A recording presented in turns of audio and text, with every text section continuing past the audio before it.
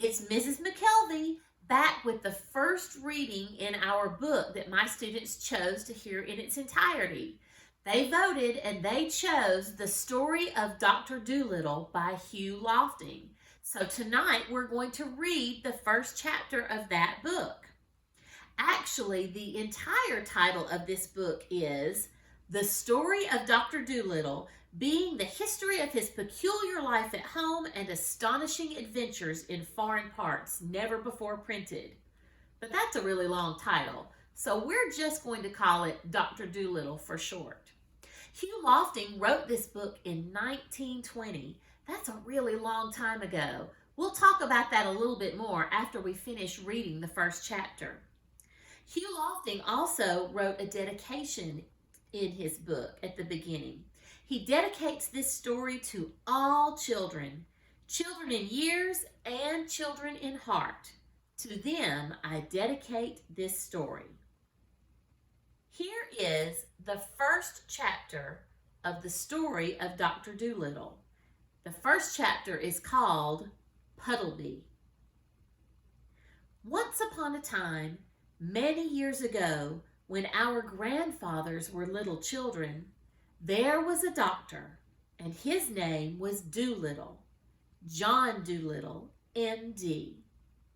M.D. means that he was a proper doctor and knew a whole lot. He lived in a little town called Puddleby on the Marsh. All the folks, young and old, knew him well by sight. And whenever he walked down the street in his high hat, everyone would say, "There goes the doctor. He's a clever man." And the dogs and the children would all run up and follow behind him. And even the crows that lived in the church tower would caw and nod their heads.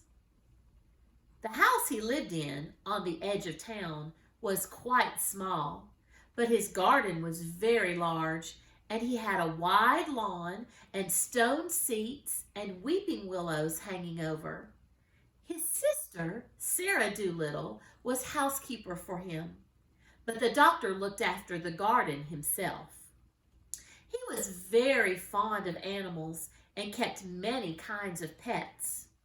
Besides the goldfish in the pond at the bottom of his garden, he had rabbits in the pantry, white mice in his piano, a squirrel in the linen closet, and a hedgehog in the cellar. He had a cow with a calf, too, and an old lame horse, 25 years of age, and chickens and pigeons and 2 lambs and many other animals.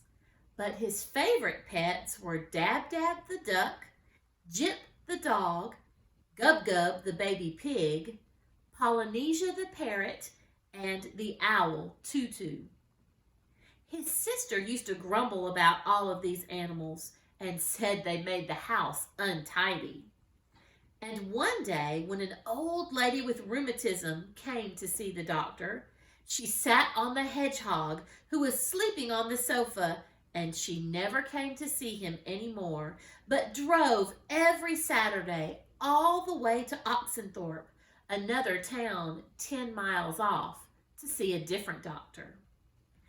Then his sister, Sarah Dolittle, came to him and said, "John, how can you expect sick people to come and see you when you keep all these animals in the house?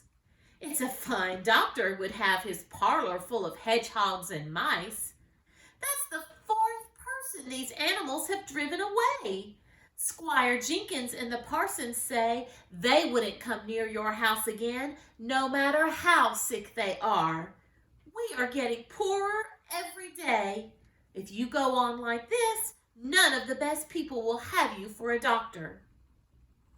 "But I like the animals better than the best people," said the doctor. "You are ridiculous," said his sister, and walked out of the room. So, as time went on, the doctor got more and more animals, and the people who came to see him got less and less, till at last he had no one left, except the cat's meat man, who didn't mind any kind of animals. But the cat's meat man wasn't very rich, and he only got sick once a year at Christmas time when he used to give the doctor sixpence for a bottle of medicine. Sixpence a year wasn't enough to live on, even in those days long ago. And if the doctor hadn't had some money saved up in his money box, no one knows what would have happened. And he kept on getting still more pets. And of course, it costs a lot to feed them. And the money he had saved up grew littler and littler. Then he sold his piano and let the mice live in a bureau drawer. But the money he got for that too began to go. So he sold the brown suit he wore on Sundays and went on becoming poorer and poorer. And now when he walked down the street in his high hat, people would say to one another, "There goes John Dolittle, M.D. There was a time when he was the best known doctor in the West Country, and look at him now. He hasn't any money and his stockings are full of holes." But the dogs and the cats and the children still ran up and followed him through the town, the same as they had done when he was rich. And that's the end of the first chapter. So this book was written in 1920. That's a really long time ago. I wonder if you could figure out exactly how many years ago that was. I know it was a really long time ago because that was even before my grandmother was born. So my grandma was born in 1926. So that would have been 6 years after the story of Dr. Dolittle was written. So I'd like to challenge you to see if you can find out how many years it's been since this book was written. And here's another challenge. It talked about that sixpence a year wasn't enough to live on. I wonder if you can find out what country uses a sixpence as money, and see if you can find out how much that would be today. Not worth very much, I know. Well, that's about it for today. Chapter 2 is the reading that we did last week. So if you want to hear chapter 2, go back to last week's video and listen to the Dr. Dolittle reading. And that is chapter 2. It's called Animal Language. And then I'll be back tomorrow with chapter 3. Well, until next time.